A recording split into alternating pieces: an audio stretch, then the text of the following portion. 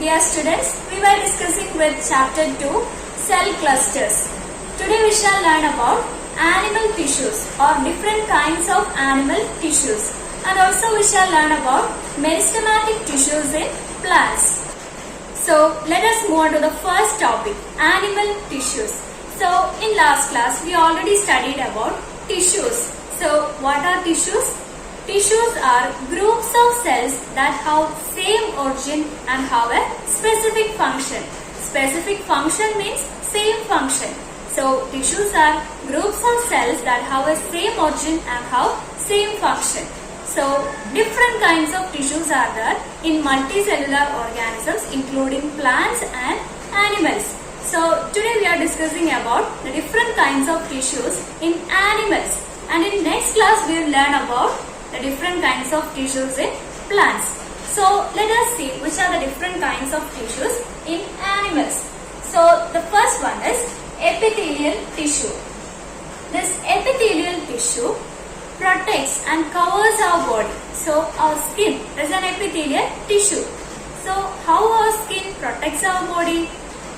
Skin acts as a barrier that prevents the entry of bacteria, viruses and all. So the function of skin is to protect and cover our body. So epithelial tissues protects and cover our body. This epithelial tissues is not only seen in our external part of our body, but it is also present inside our body. In the inner lining of digestive tract, you can see epithelial tissue. Then, what are the functions of this epithelial tissue? The first and most important function is that protection. Then it is secretions, production of some secretions, and also absorption. So, what is the function of epithelial tissue? The important function is protection, then production of secretions and also absorption. Then the next one is nervous tissue. So what is the function of nervous tissue? Nervous tissue controls and coordinates all the physiological activities in our body.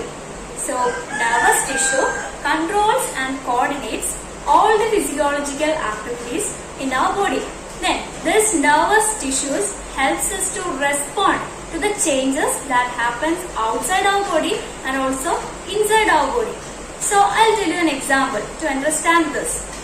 If we are going to touch a hot object, suddenly we will withdraw our hand. It is a very sudden process. Suddenly we will withdraw our hand. So how this response or how this action is possible? It's only because of nervous tissue. This nervous tissue gives us the message to suddenly withdraw our hands. So nervous tissue controls and coordinates all the physiological activities that takes place in our body. Then the next one is muscular tissue. So what is the need of muscles in our body? Muscles helps in the movement. Yes. So there is a speciality for the cells of this muscular tissue. The cells of muscular tissue or the muscle cells have the ability to contract and regain its original shape. So this speciality of muscle cells helps in the movement of our body. And the next one is connective tissue. So from the name itself we can understand that connective tissue helps for connection between tissues. Connective tissue helps in connecting between tissues, and also it provides support. So let us see the examples of connective tissues. The examples are bone, cartilage, fibrous tissue, blood. All these are examples of connective tissue.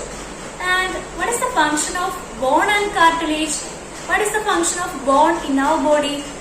Yes, bone gives support to our body and also protects our body, and it gives a definite shape to our body. If we don't have bones in our body, what will be the condition of us? We'll be just like cloth, just like a cloth.